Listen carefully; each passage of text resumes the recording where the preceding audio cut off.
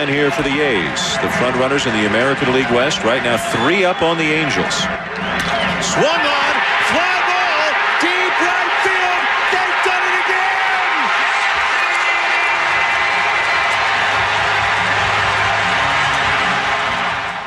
You're from Oakland, California, and it's plain to see you can't change me because I'm going to be a roaster for life. Dan Schulman on the call there. Scott Hatterberg, one of his many iconic home runs with the Oakland Athletics, and the A's getting ready for their final game in the regular season in Oakland, California. And, of course, if you want to share your memories and discuss some of your favorite moments at the Coliseum, 888-957-9570. And, of course, this comes a couple days after John Fisher, the owner of the Oakland A's, who has not been around at all, wrote a letter to A's fans stating this upcoming series with the Rangers will be the final games of the A's' storied 57 years in Oakland. And while the A's previously played in Philly and Kansas City, Oakland has been home for the greatest era in the franchise's more than 123-year history. 4 World Series, we know about the 6 pennants, 17 division titles, 7 Hall of Famers, blah, blah, blah, blah, blah. The A's are part of the fabric in Oakland. The East Bay, the entire Bay Area. When Lou Wolf and I bought the team in 2005, our dream was to win world championships and build a new ballpark in Oakland. Over the next 18 years, we did our very best to make that happen.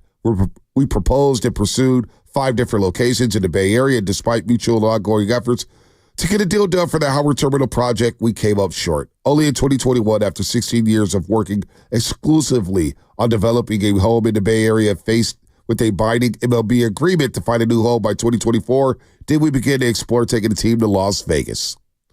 There are millions of dedicated and passionate A's fans in Oakland and around the world. Countless dedicated staff members and Oakland Coliseum employees have poured their hearts into this team, and their efforts have meant so much to our community. I know there is a great disappointment, even bitterness, though I wish I could speak to each one of you individually, which is funny. I can tell you this from the heart. We tried. Staying in Oakland was our goal. It was our mission, and we failed to achieve it. And for that, I am genuinely sorry. Looking ahead, I hope you enjoyed our beloved A's as we move forward on this amazing journey. I hope I will see you again sporting the green and gold, and I hope we will make you proud. That is John Fisher's letter to A's fans a couple days ago, and nobody buys the fact that he tried. He's a high-level loser, bro. Nobody buys the fact that he wishes he could talk to every single fan individually and explain what happened, because you don't go to the games. You had an abundance of opportunities, Shasky, to go speak to the public. When he did speak to the public in Sacramento, he didn't answer any questions. He has more than enough opportunities and chances to reach this fan base, and he failed. He didn't try, and he didn't put his heart into it. So this letter that he wrote the other day, and Larry Beal just eviscerated him. We could play that a little bit later. We'll play it a little bit later. It's 4 minutes long. The fact that he disrespected A's fans once again on the way out. It's just the amount of tone deaf, the lack of accountability. I'm trying to find the words here that he has.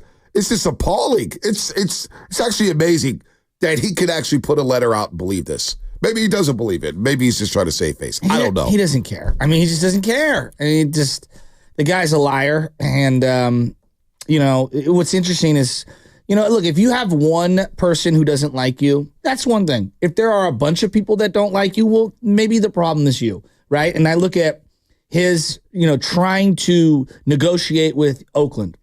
He's going to keep pointing the finger at the community, at the politicians, et cetera. We know politicians suck. I don't care whether it's Oakland, Salt Lake City, Portland, Vegas, pick whatever city you want. Walnut Creek. I don't trust any politicians. That's just my setting, personally. But, dude, you struggled in Fremont. You struggled, obviously the San Jose thing was out of his control. You struggled in Las Vegas. You struggled in Oakland. I don't know what the hell's going on with Sacramento. I'm not even going to pretend to know. But clearly it tells me that the problem is you, John Fisher. Yep. It's not anyone else. And I would ask this. How many other competent owners that we know across the sports in just the state of California who have been able to figure out their stadium problem? Oh, Kroenke, Ballmer, Lacob, the Yorks, Am I missing one? Am I missing it? Oh, Vivek Ranadive. I was just going to say them. So, obviously the Giants. So, this is this is what you get. I mean, this is what you get right here is you get this individual who is a lackey, and there's no other way. It's just, let's hear from A's fans. 888-957-9570. If you want to share some of your memories. We had Brody Brazil on about a month ago, and he shared his memories, and his time is coming to an end in NBC Sports California. And he had one hell of a run over there at the company. And just to watch this go down in your own backyard, it's wild to me how this could happen. It is absolutely wild. 49er Tone in Brentwood, and then we'll get to Oscar and Stockton. 49ers Tone, what's happening? Hey, what's going on, brothers? Long time no talk. I'm always listening every day. Roaster for life, man. Yes, sir. Appreciate I wanted to call you guys. We can talk about the John Fisher and what he's done.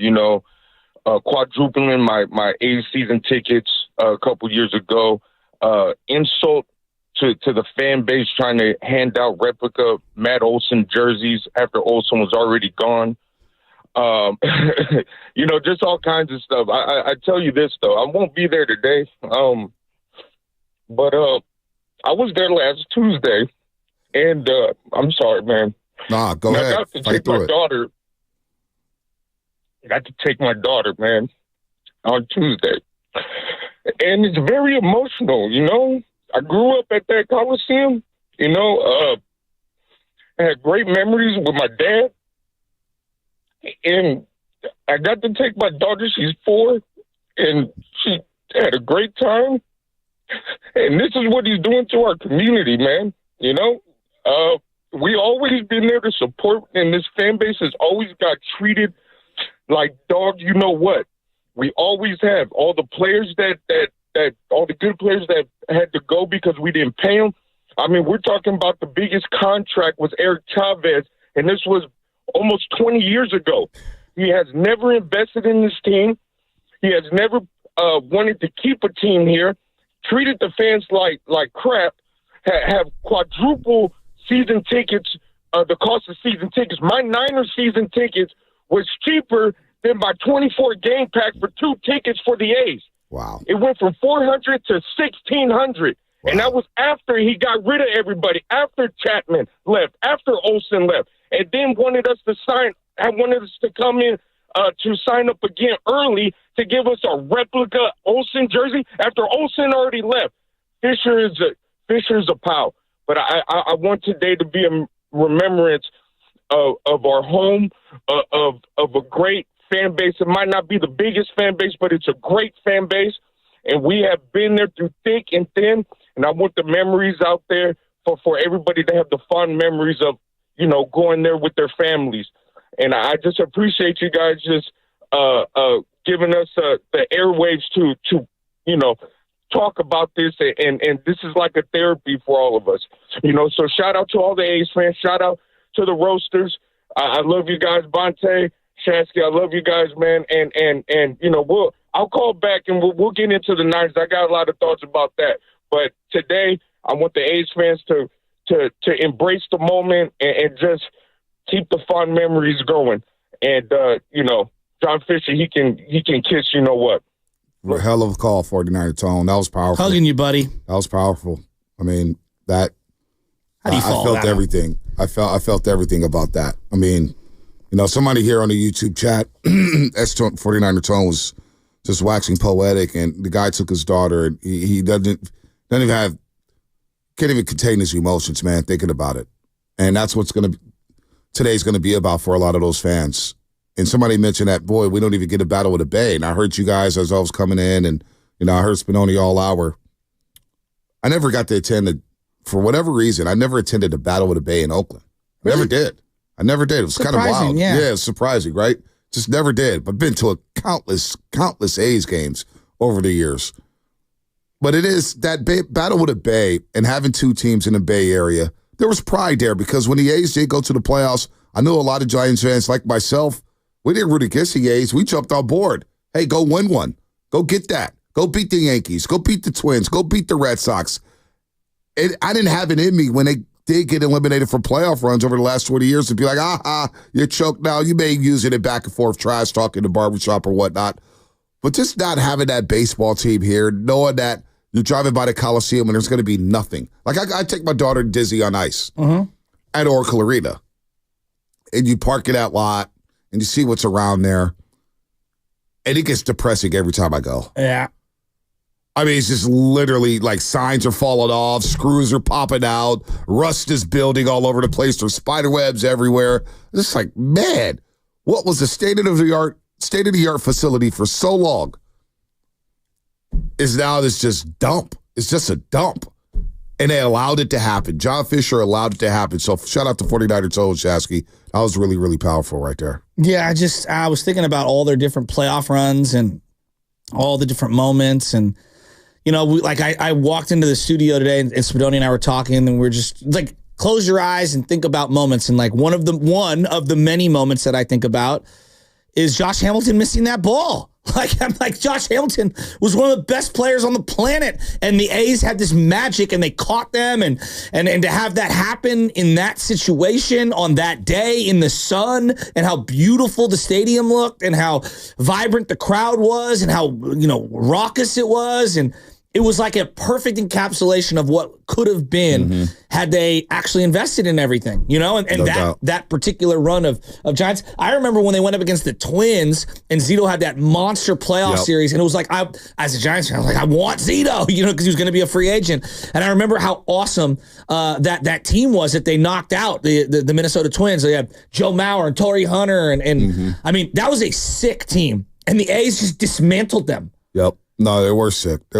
There's a lot of memories here. If you want to share them, 888-957-9570. We got a good guest list today. Jermaine Wiggins from WEEI, the Greg Hill Show. We know Jermaine. We've gone back and forth with him for a couple years now.